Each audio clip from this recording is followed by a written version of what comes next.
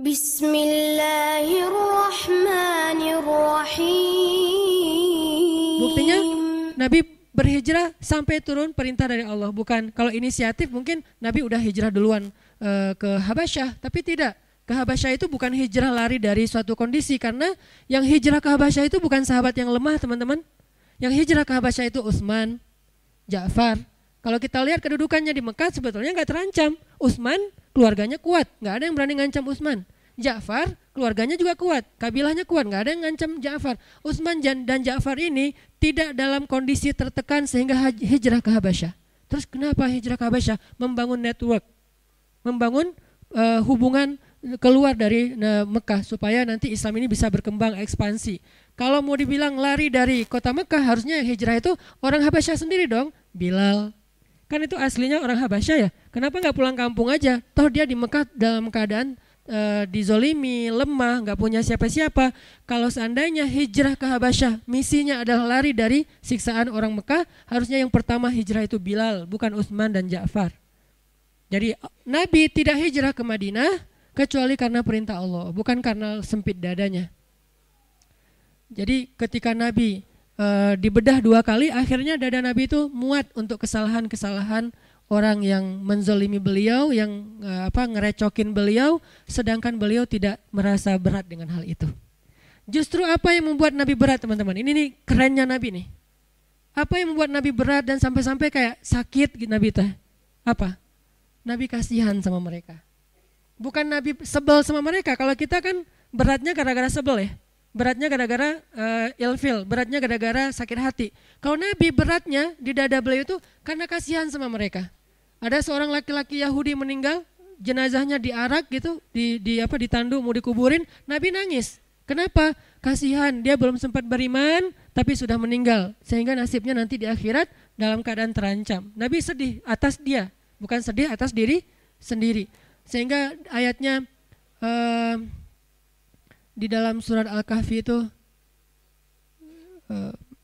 saya lupa di halaman kedua, hampir-hampir kamu mencelakai dirimu sendiri gara-gara mereka tidak beriman. Ada yang ingat ayatnya? Gimana? Nah, wala'allaka bakhi'un nafsak ala atharihim illam yu'minu bihadzal hadithi asafa. Hampir-hampir kamu mencelakakan diri kamu sendiri gara-gara mereka tidak beriman terhadap risalah yang kamu bawa. Barakallahu fiik. Ini artinya teman-teman, dada Nabi itu terasa berat bukan karena kejahatan orang kepada beliau, tapi justru karena kebaikan beliau ke orang lain. Kayak kita punya teman, kita sedih untuk dia. Orang nanya, kamu kenapa sih kalau ketemu dia kamu kayak kerung gitu, kok nggak bisa senyum, kamu sebel ya sama dia gara-gara sikap dia yang dulu, gara-gara dia nikung kamu misalnya. Ternyata bukan, justru kita sedih. Kenapa? Soalnya dia hampir cerai sama istrinya. Jadi kita sedih, kan orang baik banget ya, ditikung, terus orang yang nikung ini hampir cerai, dia sedih. Jangan dong, jangan cerai dong, kamu pertahankan. Kan dia itu amanah dari Allah, anugerah, banyak dulu loh orang ngejar-ngejar dia, terus kamu dapat, kamu pertahankan, jangan cerai ya. Kita nggak bilang udah ceraiin aja, emang kalian nggak cocok dari awal juga, terus kita tungguin.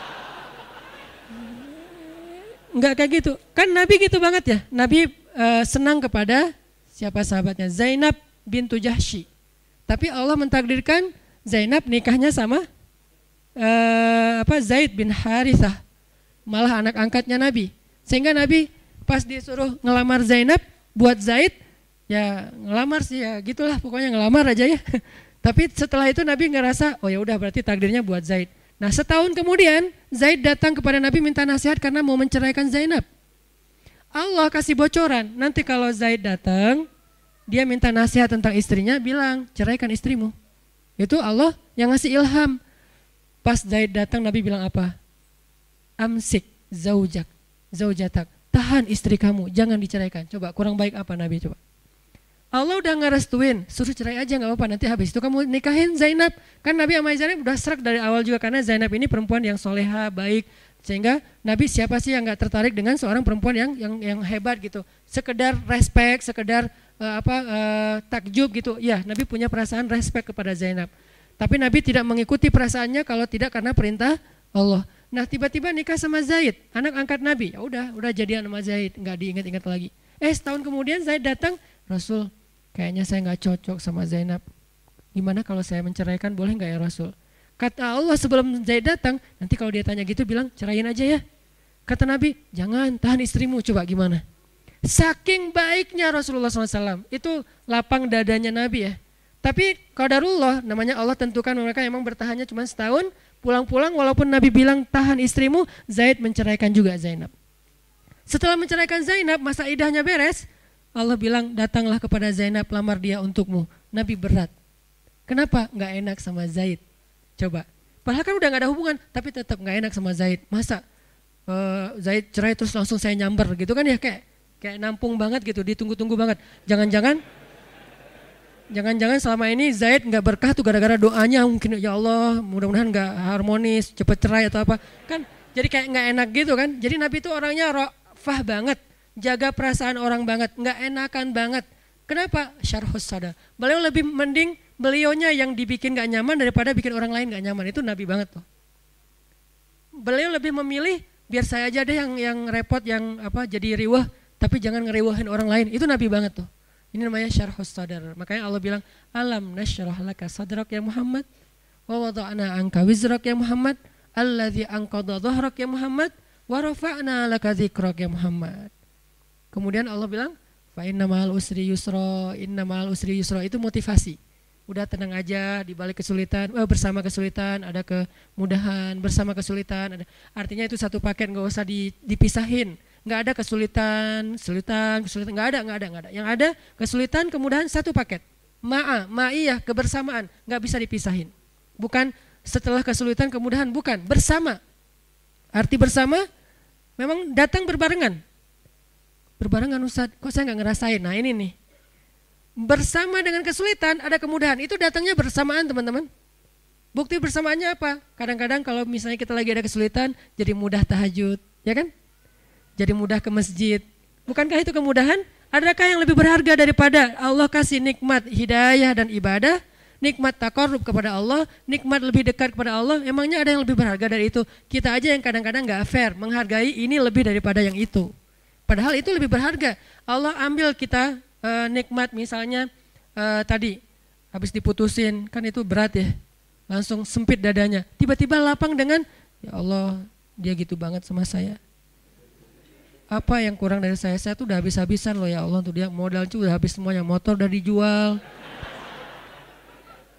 kos-kosan nunggak karena uang kos saya pakai buat jajan bareng dengan dia, modal banget loh ya Allah. Kan kita jadi kayak romantis gitu ke Allah, kita kehilangan romantis dengan seseorang tapi muncul romantis dengan Allah. Bukankah fa inna ma'al usri yusra?